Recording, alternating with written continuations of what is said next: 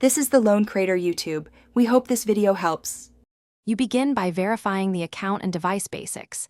This speeds everything. First, confirm your Google account email, recovery phone, and any two-step verification settings so you can re-authenticate. Once done, update Play Store and Android to reduce compatibility errors. Clear cache for Google Play services and the Play Store to remove stale tokens. Make sure you are on a stable Wi-Fi or mobile data connection. Flaky networks cause verification failures and timeout errors. Next, you re-authenticate and repair the account state. Sign out of the Google account in Settings, reboot the device, and sign back in so fresh tokens are issued. Then run Google's security checkup to remove any unfamiliar devices or sessions that might trigger flags. Reset app preferences and explicitly regrant Play Store permissions. Apps blocked by permissions can make the account appear unsupported.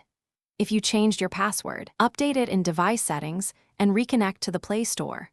To finish, you finalize the fix and verify Play Store access. Force stop the Play Store, clear its data, and restart the app. This rebuilds local account records. If the unsupported message persists, remove the Google account from the device and add it back, or use account recovery to remove flags. Make sure Play Services is updated.